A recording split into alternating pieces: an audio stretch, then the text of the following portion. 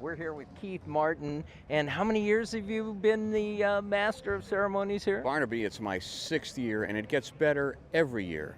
What a venue. I mean, Well, geez. it's the venue, but it takes more than that. The chair here, Michael Dorvier, Harry Clark, their whole team, they work every year to make it better.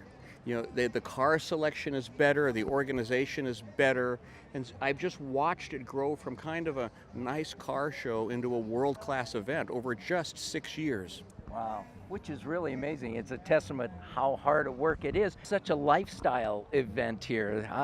You know, it's hard not to find something you like. This is the most friendly, partner-friendly event that I go to. The person I'm with here today, they get to go shopping when they've had their car hit. The restaurants are great. The tour was good. So what you do is, it's unusual. Most concours are kind of far away from anything else, but this is really right in the village. So it's the one event that I can recommend to anybody. Say, bring your wife, bring your girlfriend if they're not a car person, and they won't hate you after the weekend's over. Perfect, perfect. Well, you have many favorites. Any in particular? Well, there's always something for everybody. I mean, look at this Ford Bronco, a desert racer, all the way to a little TVR that's right down here, right across from us, some Ferraris. Over there, there's a Ford GT that Camilo Pardo, who's the designer of the Ford GT, that's his personal car. Packard is the featured mark this year. Now, Packard isn't a name that when I say it gets the hair to stand up on the back of my neck and gets me excited, but the Packards are fantastic. You walk down there and you can see why they chose them. And this is a lost part of American history. Packard's been gone for a long time. And here they are, they brought Packard back to life for this day. Well, and it's so great because it's the mark. You can see the whole progression from early on. You can see all the innovation that really happened. Packard was... It's like seeing Elvis from birth until death, you know? Exactly. Well put, well put. Barnaby, it's always great to talk to you. Thanks for being here. Thanks for talking to me. This, as I've told people, the best setting, the best cars, the best people. La Jolla Concours d'Elegance 2017. Oh, thank you, sir.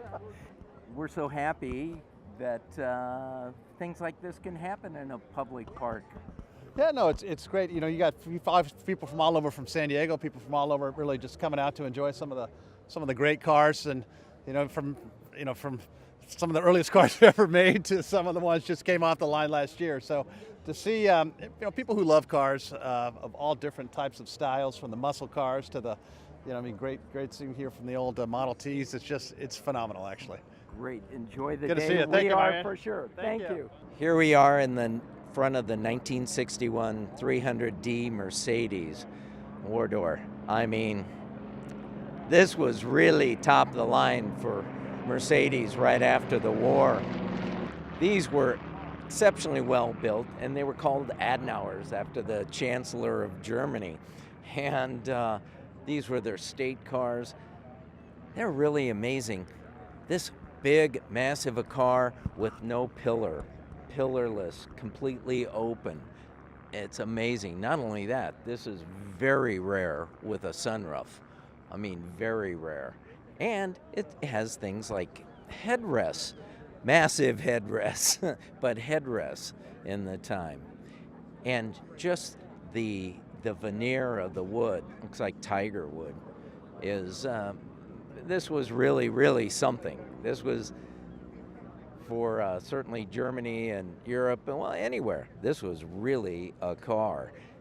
Now, it's not being a cabriolet or a roadster open.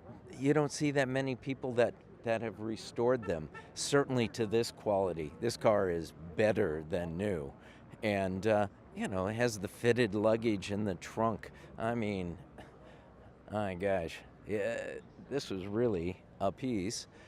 And people don't get to see them that often, or certainly see them with this kind of restoration. It's a really beautiful car. I like it. I thought I'd share it with you.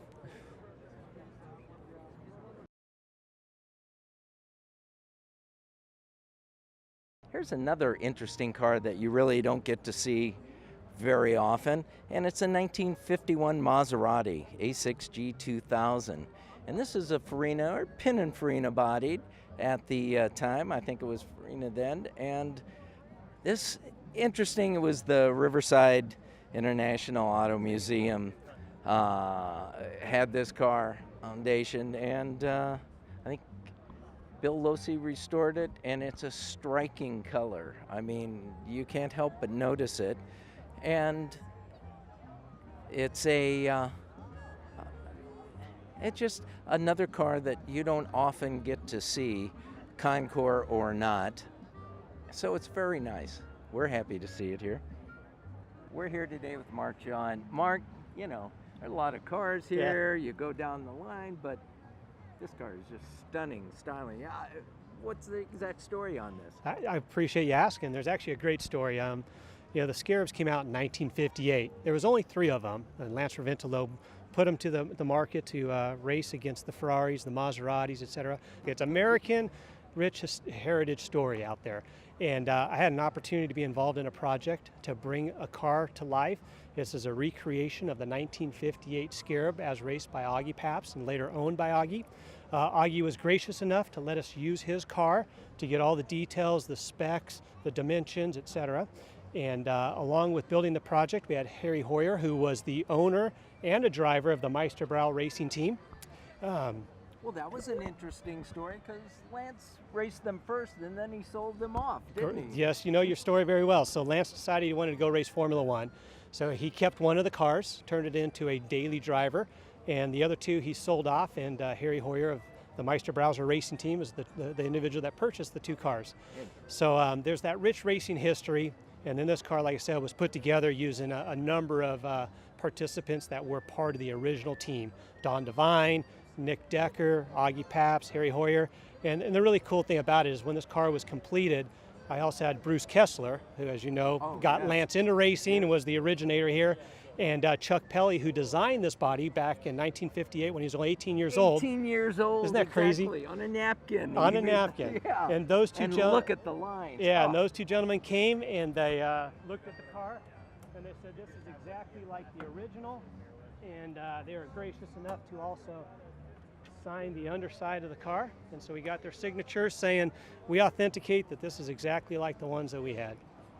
And that's the story that we have. And I've heard this. This has got an awesome sound.